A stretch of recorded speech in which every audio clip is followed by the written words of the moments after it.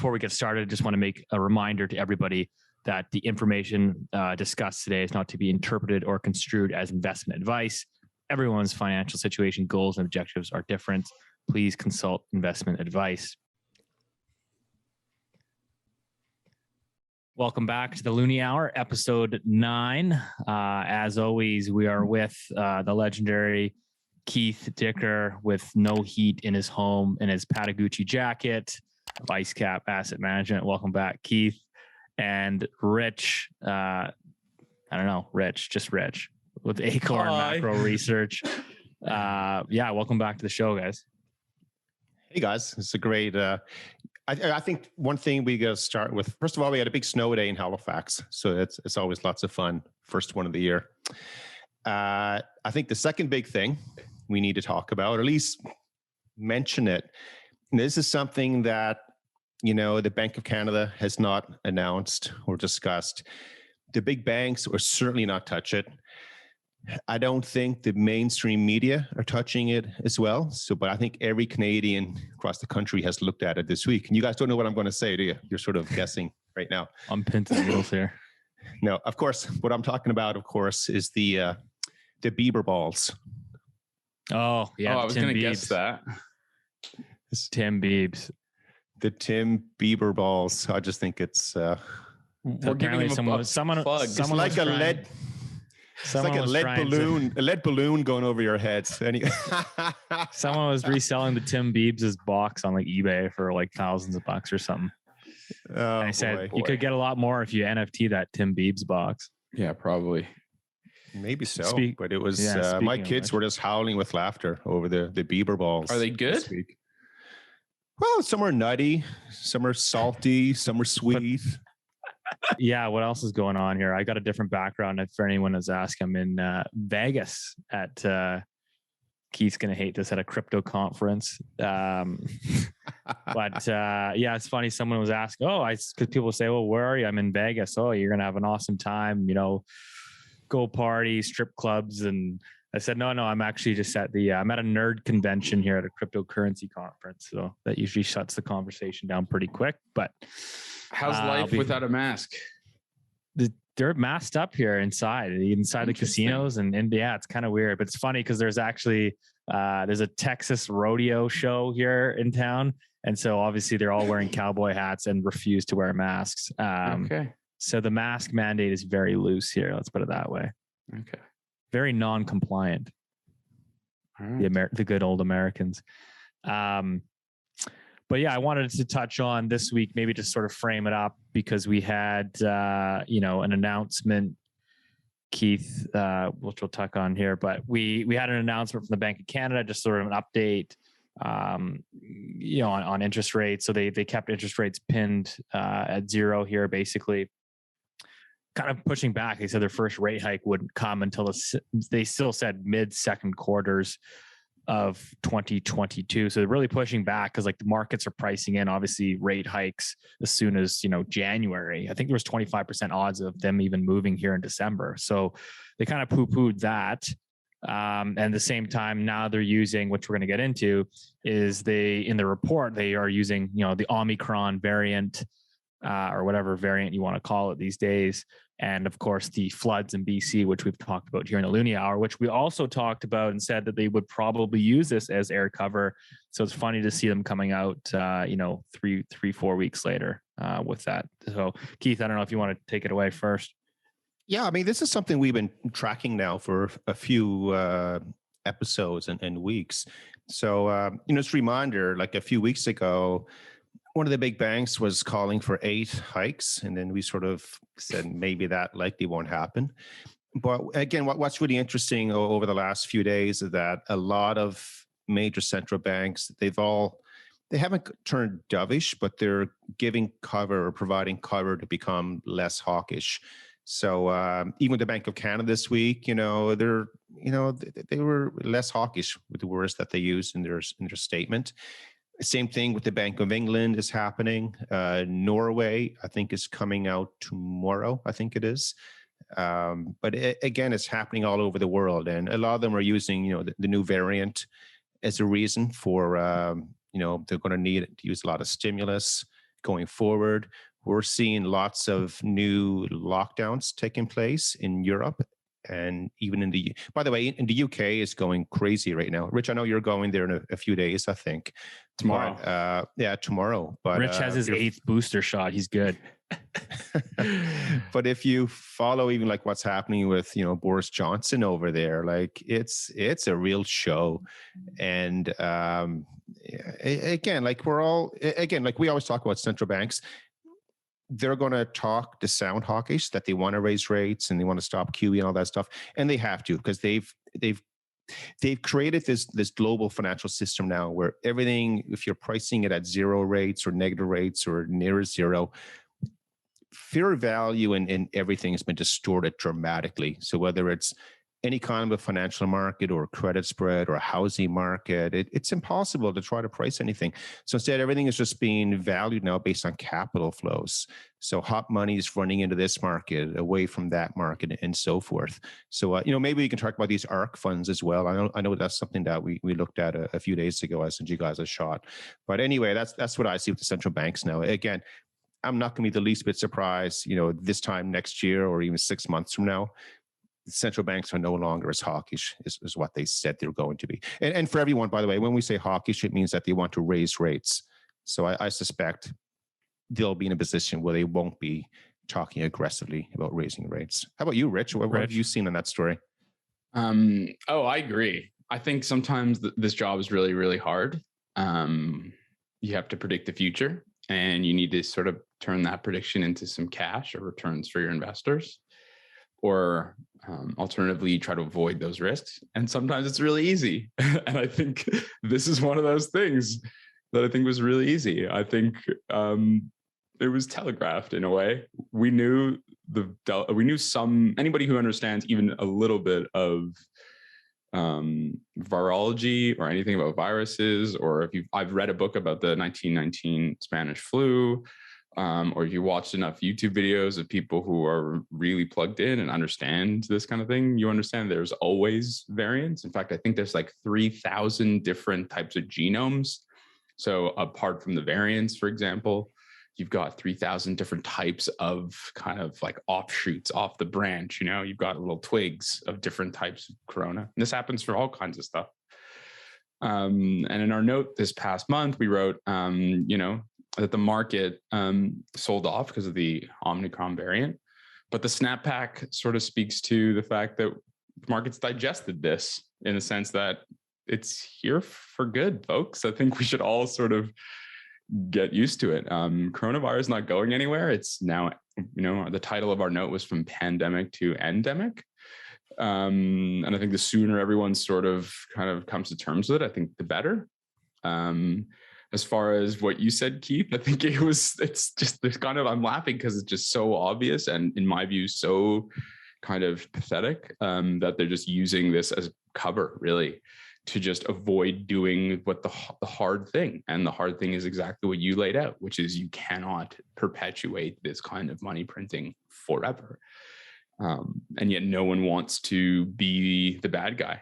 And ultimately, there's always negative externalities that result from this kind of unwillingness to make the adult decision. And I think you're right. I think that there's way too much priced into the forward overnight index swaps. That's like what the Canadian equivalent to the Fed Fund futures forward rate. So Rich, do you know where we're at for Canada right now? I think you posted a chart there. But yeah, I did. I can read it if you give me 1 second. Yeah, it's like, it's a wait, basically one hike 6 months out and then like 3 hikes 12 months out. So we'll be 100 basis points. That's right. Yeah. We'll be 100 basis points higher in a year. Yeah. And, maybe 100, like it's almost 4 hikes, 18 months out. And I think that's just wildly optimistic for exactly the reasons that Keith laid out. Well, I also think, but sorry, one last thing. I think it's fascinating to me that the S&P 500 is back to 4,700, and I think that's what's different this time. And that when we had the Delta variant, I think the market was unsure about the effect of a new variant on health, on the market. And I think that the snapback doesn't speak to how some might disagree with me and say the snapback speaks to the fact that the Fed will be, dovish for longer. I disagree. I think it's just that the market provides information, and the information is, as these variants kind of mutate and go on, they tend to get less and less deadly and more contagious. And that, I know I'm not an expert there, but I think it's really interesting how the market's already back to its sort of all-time highs. The good news is, I just want to add to that as well. So, I think, Rich, you're a bit more optimistic than I am. I know where things were going. And so a couple of days ago, I tweeted out, I don't know which day it was, but the VIX at the time was 38, 40. That's the volatility index for anyone asking. Yeah. And I tweeted out and I said, hey, I forget what I said, but effectively, don't be surprised if this is back down to 20 very quickly, which means that all of a sudden markets change from selling off to bouncing back very quickly. And that's where we are right now. So it's a really good opportunity on the trading side. So people don't realize what the VIX, it measures volatility.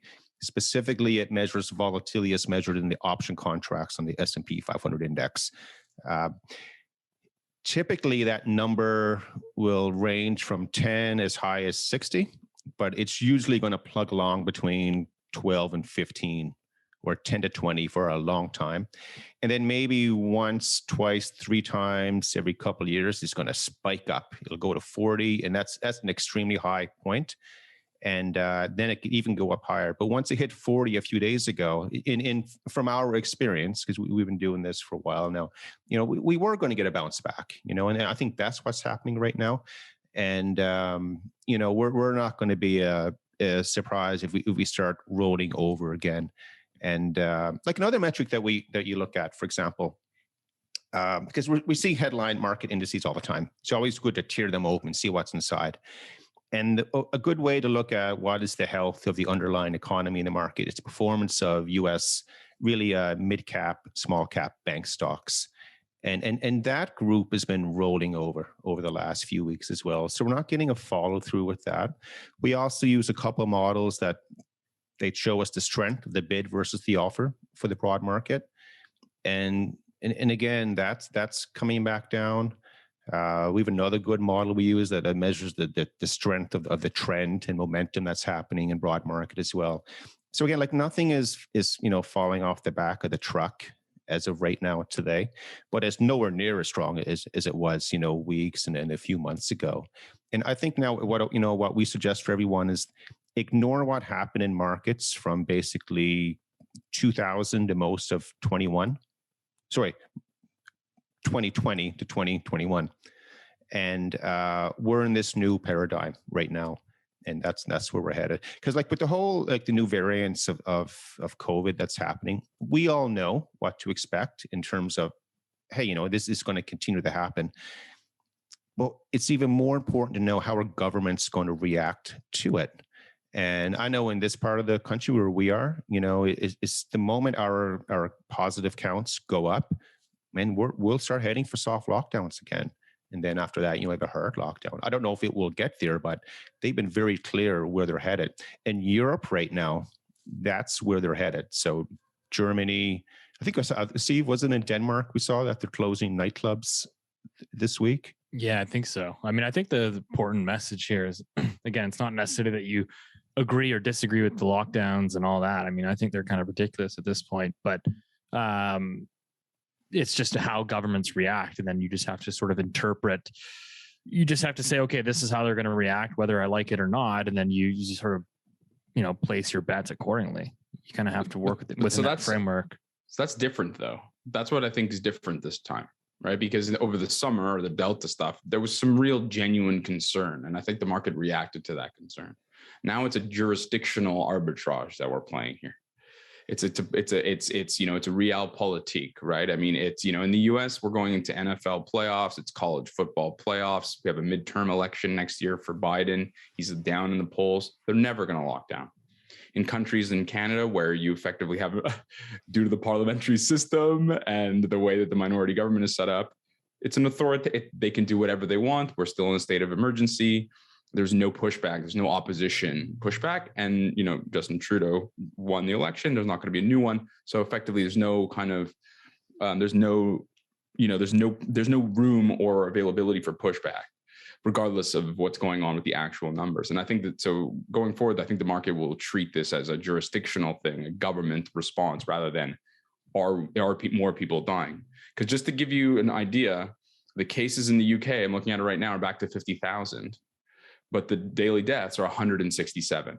And as of yesterday, there was nobody hospitalized with the variant in the UK. So this is in my view, and I know we shouldn't get down this road too deeply, but it's a performative art at this stage rather than a genuine concern about what's going on. What do? They shut down the bars there, correct? No, I mean, it's just it's more about, there's a work from home order, right. And it's this plan B thing, right? They're just trying to slow it down. But, the average for the last 6 months for cases has been 40,000 for the UK. So I think I was reading that they were saying that it was going to knock off about $2 billion per month on the work from home order. Again, obviously it's just an educated guess, but I think I just think that they're going to use it as an excuse not to move, hawkish on monetary policy. But yeah, I think we all agree that way. I mean, like last night, for example, Boris Johnson said, and his exact words were, "We need to have a national conversation." And what he was referring to was having a lockdown again. So, and again, like the data doesn't support it. However, here's the prime minister, one of the most important countries in the world. That's where they want to go. And, as for the US, and we talked about that before as well. I mean, like Rich has some great data showing, US economic data is pretty strong. Like there's not many, people falling off here. But, with the election coming up, of course, in the US next year, but other countries, I think we're in the probability of seeing leaders of countries saying, hey, we need to be more careful again because of this new variant. It's going to happen. And that will give central banks cover to not raise rates again, which means, hey, the party goes on in Vancouver, in the housing market out there. Yeah. Speaking of which, so yeah, that it kind of brings me to my point, because that's one of the things like I'm concerned about. So I always look at it and say, okay, maybe I'm looking too micro here, but there's this case for 8 rate hikes, right, from Scotiabank or whatever. I just look at it and say, okay, if you look at Canada, like just housing market seems to me like it's driving the majority of the growth. We've now had 2020, the year 2020 was an all-time record high in home sales across the nation, and 2021 is going to dwarf 2020. So you've got like back-to-back years of all-time record highs in home sales. You've got national home prices up 23+% this year, record highs, record price growth. Obviously, people tapping home equity lines of credit, all the spin-off spending that comes from that. And I'm just wondering, you're going to have a slowdown at some point. We've pulled a lot of demand forward over the last 2 years.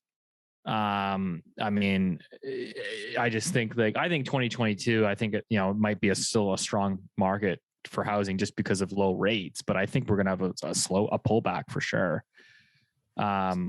Which kind of brings me to my funny little tidbit here. US. You mean Bieber balls. Bieber balls. Tidbit. My Bieber balls comment here.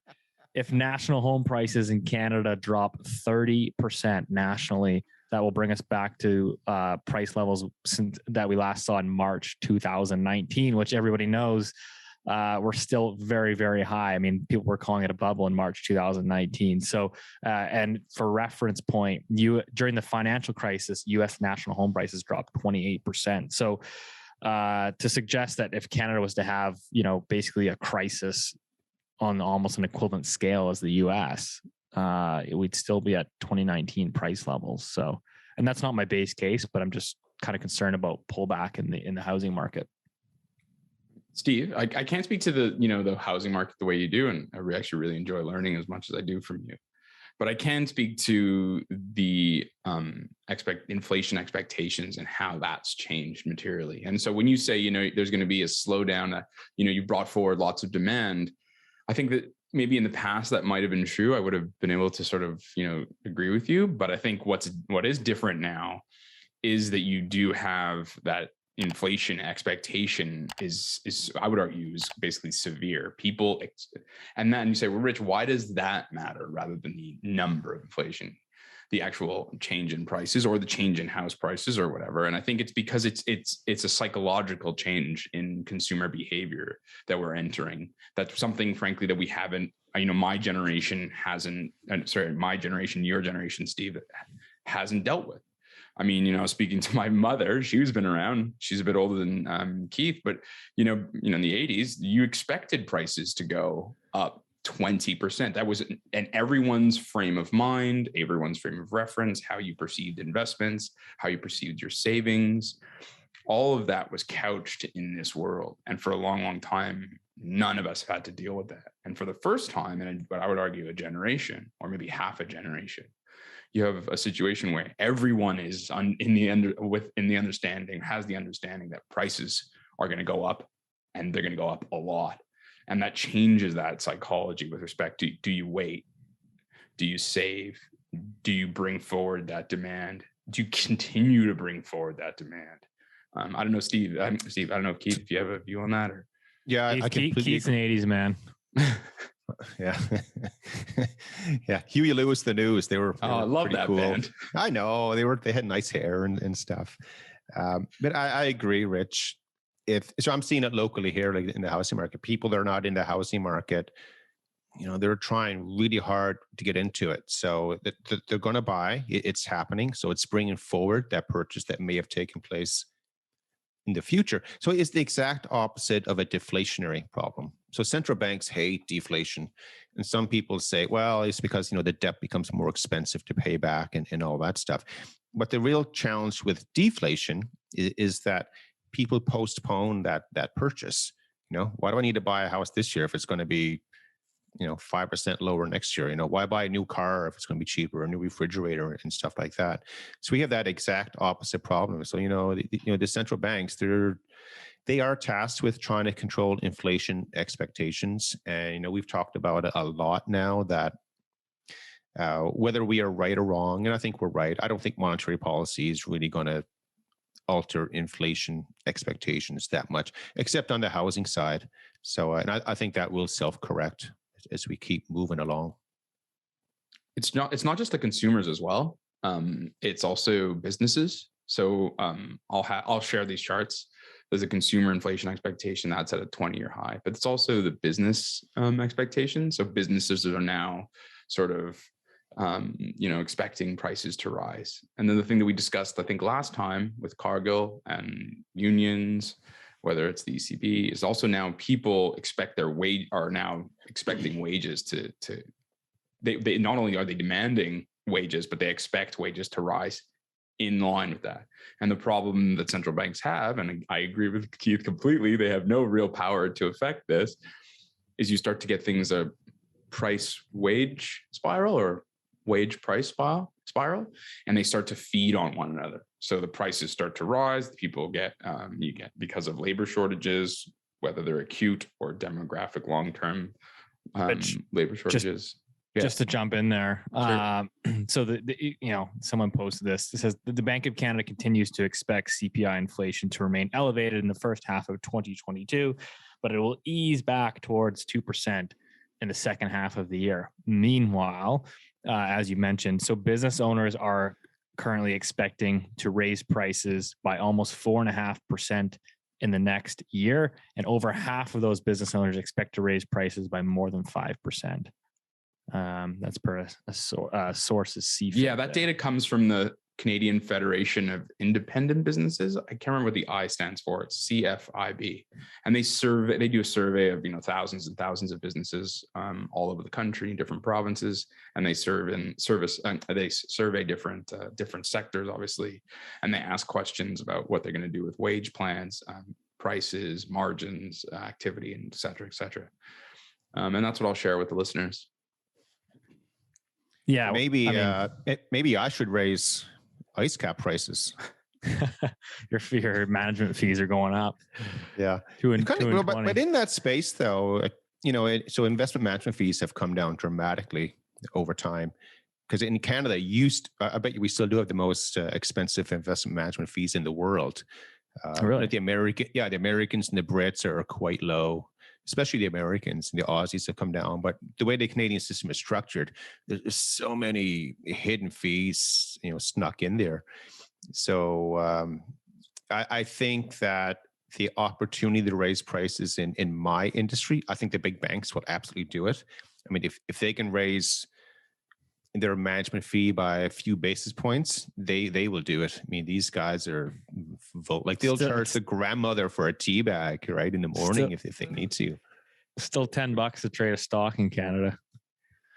Yeah, Meanwhile, they're routing your trade somewhere else and making money off that at the same time and lending it out. There's a lot of things going on.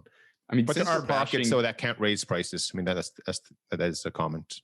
I mean, it's kind of interesting. So I think people are going to, hear this conversation and say, well, I'm a little bit confused because you guys are at the beginning of the show saying, well, the Bank of Canada they're trying to delay rate hikes. They're probably not going to get nearly close to what the markets are expecting. But meanwhile, we're talking about, consumer and business inflation expectations, running well above long-term normal ranges. And so we're kind of like dancing with this delicate situation of, do consumer inflation expectations continue to rise, and does that sort of force the bank's hand, or do they just come in with some sort of yield curve control or something like that? Can I take this one? Keith's not impressed. Go ahead. I just think the bank has demonstrated it's no longer independent. And how can I be so certain of something like that? They've absorbed 90% of the bond issuance from the federal government with basically no strings attached. And so why does that matter? It's because now that they've sort of quasi given up their independence, and I know I'm being pretty harsh with that language, but they're unwilling, as political animals, they're unwilling to face the pain necessary to bring things back to normal. And I think that's where you can square the circle. I don't know, Keith, if you have a different view on that. Well, I think it sort of leads in. So that's right, Rich, and Steve, we talked about it earlier as well. It's likely that the Bank of Canada's mandate is changing. The next few hours or days or weeks, whatever it's going to be. Next couple of days, apparently. And this change, it'll be positioned as it's to reflect the changing times, to give them more tools, or opportunities to express their skill set and stuff like that. But it's absolutely what you say, Rich. The new changes to the Bank of Canada's mandate is not to benefit the Bank of Canada or monetary policy. It's to benefit the fiscal side of the equation, right? So they're going to give the Bank of Canada more things they can do to make it easier and easier for Ottawa, and then trickle down to the provinces as well, to increasingly borrow more money. And, the challenge with this right now is that, maybe it's not fair to say, but there's a very high percentage of Canadians, they have no idea what the deficit is. They have no idea what the average interest rate is on the debt that's outstanding right now. They don't know what is the sensitivity if rates go up. How is that going to affect things? And so, for example, we had a balanced budget not too many years ago in Canada at the federal level. And then it snuck down like probably $5 billion deficit, and then maybe 15 or 20. We get $400 billion during the 2020 pandemic. And people say, well, that's not fair. That's the pandemic. Everyone did it. And that is true. However, now though, the Liberals, they're in power now, right? The Liberals? JT. No comment. I actually do know they're in power, guys. But anyway, but the budget that's being floated by them, they want to continually run budget deficits between $40 to $60 billion a year. And, they're going to provide this, and that by doing it. However, remember, this was at zero just a few years ago. Now they want to try to run this, to infinity, and beyond. And the only way they can do that is by allowing the Bank of Canada to be a lot more flexible with what they're going to do. So I think that's what's coming up. What do you think, Steve? I mean, you're pretty close to this as well. It's a perfect segue. I want to mention there was a video circulating, went viral on Twitter here, which I commented on, and it was of Pierre Poilievre. Again, I don't care what your political stance or leaning is, whether you like the guy or not, but he posted a video where he basically the government right now is proposing, I think it's called Bill C2, which is basically they're trying to push through another $7 billion of spending, calling it quote unquote, COVID relief, et cetera. And so Pierre, posted this clip where he actually asked the top 10 government officials, like where the money was coming from for the 7 billion, right? It's all great to spend 7 billion, but where was it coming from? And there was not one person in this, it was actually quite entertaining. There's not one person that could answer where the money was coming from. So you have these politicians that are running the country, and I get it. I think we're going into an era, regardless of what you think, we're going to an era of massive fiscal deficits. But it was just kind of ironic to see that nobody in Parliament can actually understands the sort of the financial system and where's the money come from. They just think, oh, it's great. So, I mean, I kind of want to touch on that in terms of maybe educating the podcast here. Where is the $7 million? Where is that coming from? Because it ties into kind of what we just discussed. And the correct answer is that money gets essentially created out of thin air when the federal government issues debt, a bond. And these bonds, as Rich has pointed out in his data and his charts there, these bonds are increasingly purchased by the Bank of Canada, who is, a federal entity. So any interest payments that the Bank of Canada receives from the federal government, they actually just remit them back to the government. So it's basically just like long story short, is essentially is an accounting trick, right? It's keystrokes on a keyboard. Let's keystrokes on a keyboard. And so that's just kind of like, it's basically just like this fictitious money that then again kind of comes out of thin air. And so again, that's kind of gets down to the MMT road, which is that there isn't, MMT basically argues, it's called modern monetary theory, and they basically make an argument that there is no hypothetical limit on how much a fiscal spending that you can do. The only limitations they argue are inflation. And they argue that you continue to basically do deficit finance, basically financed by the central bank, because it's all just a bunch of accounting tricks. So, I got to add something to that MMT thing, which is there's always a break, right? So in our circumstance right now, the break is central bankers print lots of money. Governments, whatever, they issue lots of debt and whatever. If they make bad decisions with that, the break is that interest rates rise. And it basically forces the issuer of that debt to take pause. And with MMT, you say, well, what do you mean they're going to print money forever and ever? Well, if you actually look up the break is that they're supposed to raise taxes. Right. So when you create inflation and the economy is running hot, the way that you slow the economy down, in inverted commas, is that you raise taxes, right? But again, for me, and why I continue to be really positive risk assets is relate to this, because I just don't believe there's any will whatsoever to put on the brakes when push comes to shove. I don't know, Keith, Keith, you take it away, but I just want to add that little wrinkle. No, I agree with that as well. I mean, on the fiscal side, like Steve asking, like, where's the money going to come from? It's coming from tax revenues as well. They're doing that sort of asset liability swap with the monetary and fiscal side. But again, taxes are going up across the country. Everything, whether it's like an income tax or property taxes, which we touched on last week, user fees for this and that, it's going to go up. And I don't know how we can stop it, because that's where we're headed. That's the only way that they can pay for these things. I mean, I know a few moments ago we talked about, we had our election this year, so we're probably going to go another few years before the next one. However, there's always the probability that one of the budgets does not pass. So for whatever reason, the Conservatives and the NDPs or the Quebecois or any other smaller parties they do have an opportunity to try to change this. But of course, that will only happen based on, their polling of their constituents to see, hey, do people want to do this or not? Again, I go back to, financial literacy in education. Most people are really not aware of what's happening at the federal level. So therefore, by default, most taxpayers, they don't care. Like they won't even, they're not even aware about, this conversation that we're having. And, at the parliament level, they'll talk about it, they'll banter it around everything, and then they'll push it through. So, Speaking of which, can I just add a couple of things? One.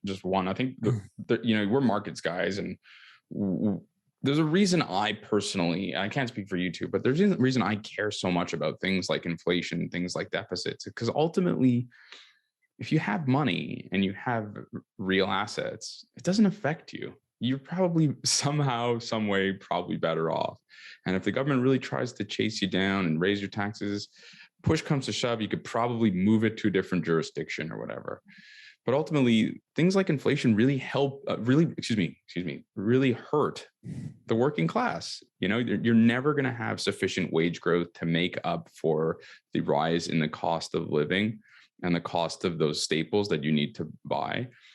And, things like homes become completely out of reach. And I think that's, why it's a pet peeve of mine that running deficits in perpetuity is some kind of, you're trying to save, the working class, but ultimately you just, in my view, you make MMT and things like that, just make rich people richer. And that's why I actually have a question for you guys, because that's been more or less my view too, right? Is that you kind of run these deficits, massive deficit spending, all these great look at me social programs that I feel like are intended to obviously help sort of the lower middle class, but I actually think end up impoverishing them further through basically asset price inflation. So your housing gets more expensive here in Canada, right? I think that's where obviously all the sort of monetary juice seems to be going. So for example, I have a question, my question being like, one of the ones that I look at, the federal government came out and said, we're going to do $10 a day childcare, which someone for myself, I'm kind of looking and saying, okay, well, I'm probably going to have kids here in the next couple of years. That sounds pretty good for me. But I wonder, and then you start to work the numbers backwards. Like if you have $10 a day childcare, doesn't that just basically give the average household just more money, for example, or more savings to bid up on house prices, for example? Because at the end of the day, when you're buying, I always look and say, if you're buying a property, you're just looking at what your monthly outlay is. So if you're saying, well, I can only afford a $4,000 a month mortgage because I've got $2,000 a month going to my kids' childcare. Well, all of a sudden, if your childcare is basically $10 a day, or sorry, whatever it works out to a month, now you've just increased your capacity, your budget by $1,500. Where does that money go? It has to go somewhere. That increased savings has to go somewhere. And I think typically it shows up in asset prices. No, Rich? Yeah, for me, I think it depends on the person. Obviously, I think that there's definitely loads of people in Canada who for $10 a day daycare, it's life changing. Right. They can go get a job. They can put my food on their kids' table, et cetera, et cetera. The fact that these things aren't means tested, I hope they are. I really hope they are means tested, meaning if you make $250,000 a year, maybe you shouldn't have access to $10 a day daycare. Just saying. So I hope they're mean tested. Please correct us if we're wrong about that. But in general, for me, it's always interest rates. Maybe that's what I always go back down to. Ultimately, $10 a day daycare doesn't matter so much as whether interest rates are 5% or 2%, right? That's in my head, it ultimately is a rounding error. So that's the way I sort of look at it. I don't know if you guys have different views. I would agree, Keith. Yeah, the same thing. I'm pretty broad level with it in terms of, we say $10 a day, which from a political perspective, who's not going to say yes to that? Sure, it sounds great. However, they're not telling us what is the annual cost for this. And I have no idea. Is it 10 billion a year, 50 billion? I don't know what the cost is on it. I just think from an aggregate level, if we're going to continue to run these enormous budgets, $40 to $60 billion in deficit, which means they're spending more than they're collecting in taxes, something got to give. If they're spending more in that market, then they have to spend less elsewhere. Do they take it away from healthcare, education, military, transportation, maybe the civil service, maybe? Tax collectors, the financial crimes unit of the British Columbia RCMP. Yeah, something like that. We have no time to tackle, no time to go after all the money laundering. We only it's easier just to target soccer dads that are writing off too much of their deductibles. But again, like if you think back to politically now though, today, I mean, political parties are extremely sharp, and that's how they pitch things. $10 a day for this, $5 a day for that. It's just so hard to, become desensitized to all these new spending initiatives. And instead, if they go the opposite direction, hey, you know what? It's going to cost this, and we don't have the money for it, so we either raise your taxes by this amount. So if you want to pay like an extra $1,800 a year in taxes, and that'll give everyone free daycare, that's the question, And but again, that's where they're headed. I mean, there are other ways to do it, of course, but again, it's not for us to say you should do it this way or that way. Again, we have to listen when the government is telling us this is where they're going to go. And as you pointed out, Steve, they have to pay for it, and whether they're going to do it through, via the Bank of Canada, and they'll continue that as long as they can until they can't. And that's what I suspect will happen at some point. I mean, up soon. But this is why it's so nefarious. This is why central bank buying 90% of the bond issuance is so nefarious. It takes away the trade-off signal. People are not aware that there's a trade-off. And the trade-off is if you are not running your government or properly, in that you are being reckless with your spending or not being judicious with your resource allocation, either today or through time, your interest rates will go up because the market perceives you as a less, not qualified, but less creditworthy borrower. What the central bank buying 90% of the bond issuance has done is it is lying to you. It is basically the interest rate at 1.5% is not the interest rate that reflects inflation at 5 and budget deficits at 10. And so you lose the signal telling you that you're not allocating your resources in a, let's just say, judicious way or a sensible way. And I think that and it also provides, on the other hand, it provides you a signal if you're a homeowner or if you want to buy a home that you should borrow as much money as possible and lever yourself to the gills. And that's another negative signal. So it works bad for Canadians and other countries in two really bad ways.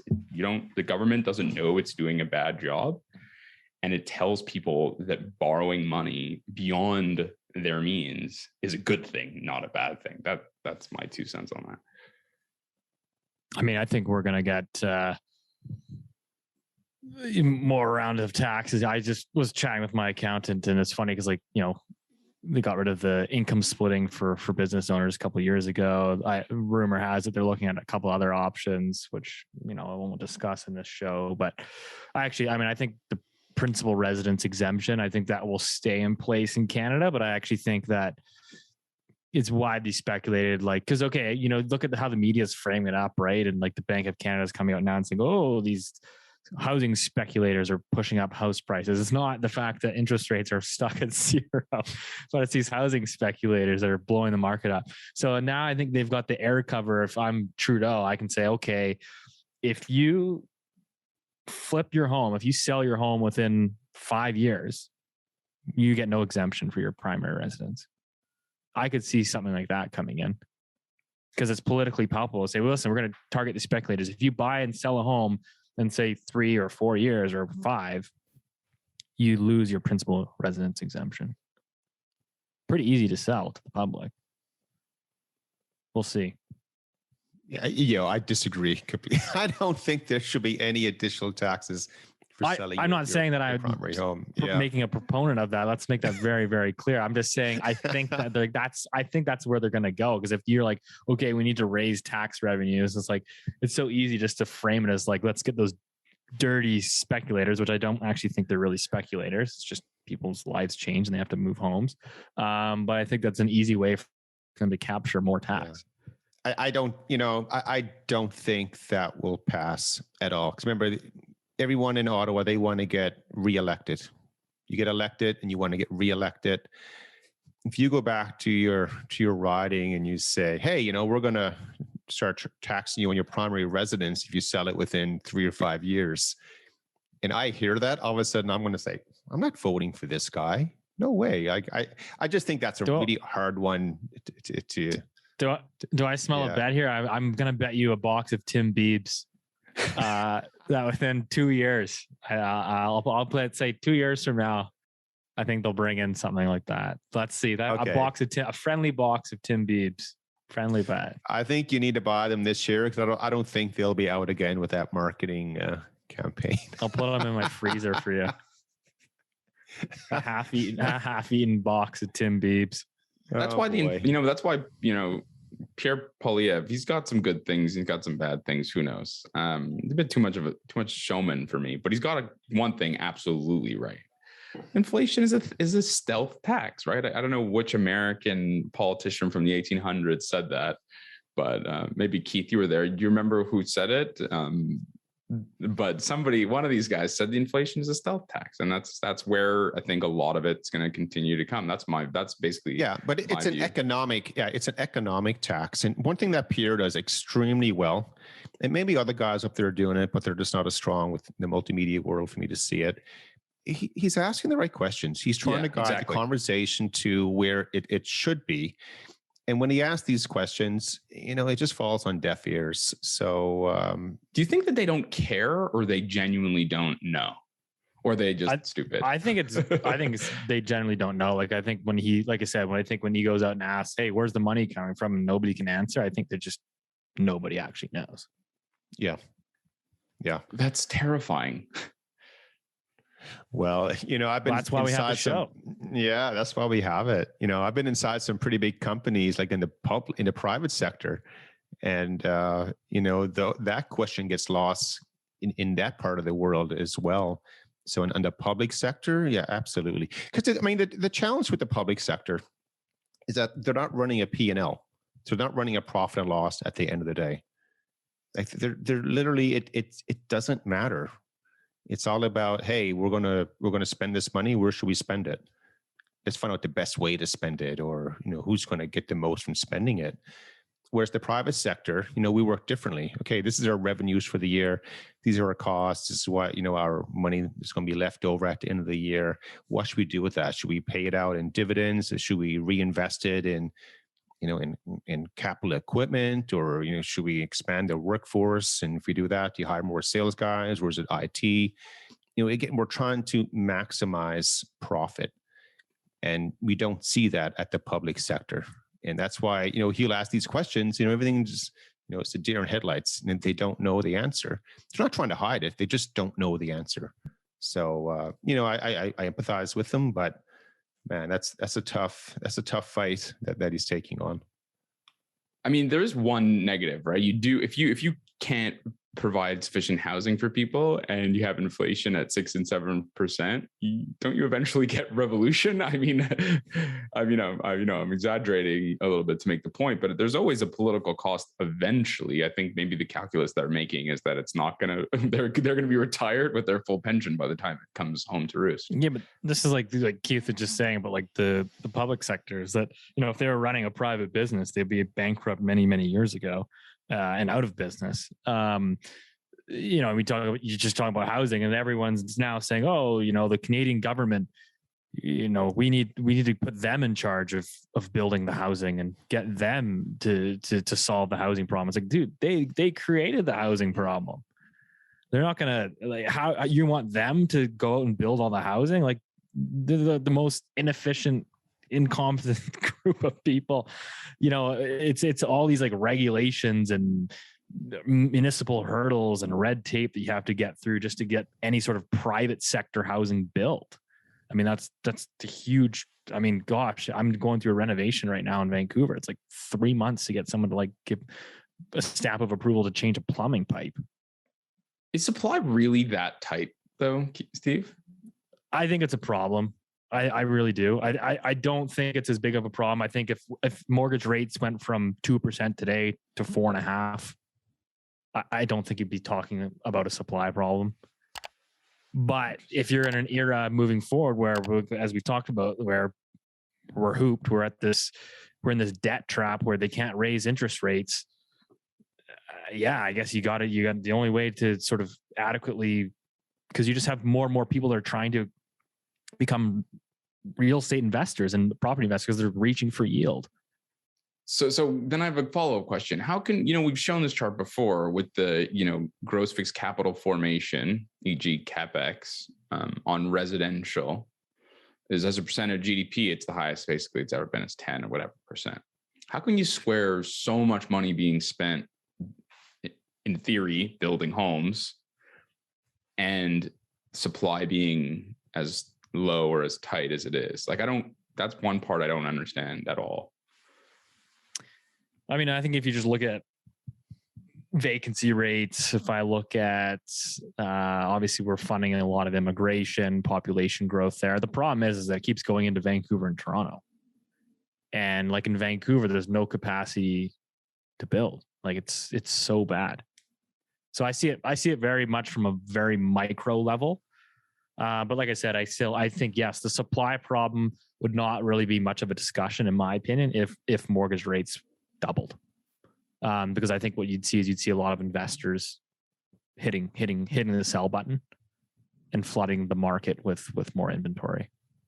But like I said, I think we're in an era here where rates are probably going to stay low for the foreseeable future. Yeah, you might have spikes here and there. Can I ask another real estate question? Yeah.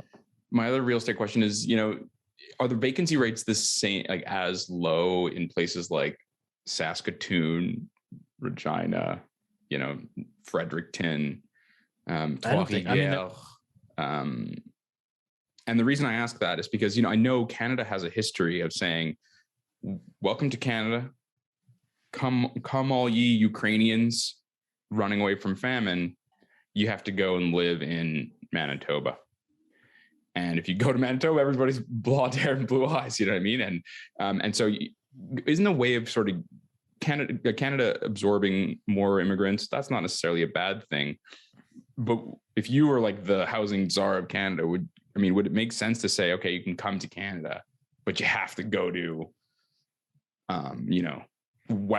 Eastern Quebec or Manitoba or Saskatchewan? I mean, I think it's something I would look at. I think the problem is everybody's pushback is that there's no real like jobs in those provinces, right? Like they're kind of like, Keith, correct me if I'm wrong, but I mean, a lot of those provinces are just kind of stagnant. I mean, what the whole thing with immigration is at the provincial level. So each province is given a quota.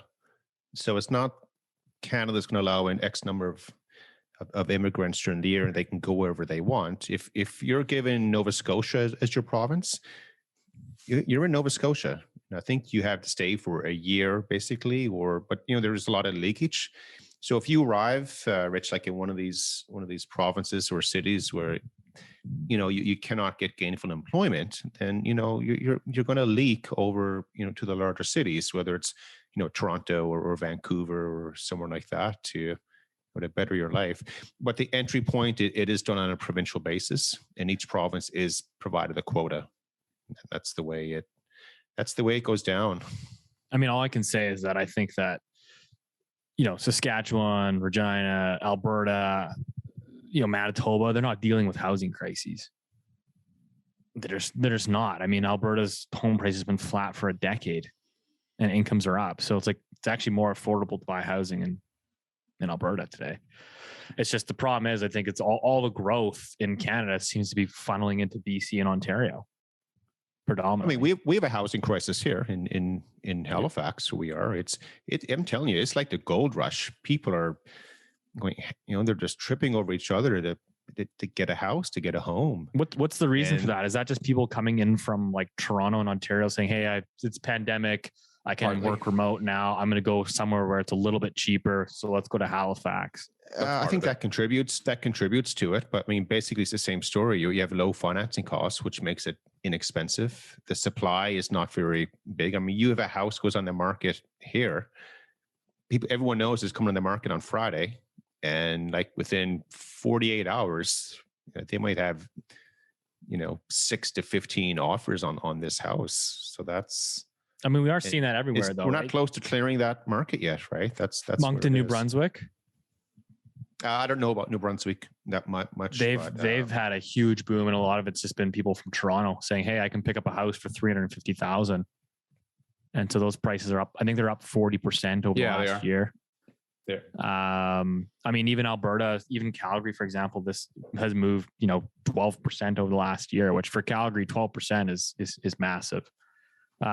Keith, wrapping up here. We got to get Keith for his afternoon nap, but no, we have dragged this on. The Loonie Hours, inflation here is going to push us up. So we're going to wrap that up. You know what we just did? We borrowed some minutes from the future. That's what we did. Oh, I like that. Hey, thanks. Pulling it forward. How much did it cost? 8%, 6%. Keith's always good for at least one boomer joke per episode. So glad we tied it in at the end there. All right, gents. Well, as always, it's been a splice. For the listeners out there, if you can give us a review, hit the follow button, push us up in the podcast SEO juice, so to speak. Be much appreciated. We're certainly seeing more and more subscribers and listens. So it's definitely encouraging, trying to get the message out there. And hopefully this reaches our elected politicians so we can educate them on how to properly implement some policy here moving forward. As always, we'll see you next week.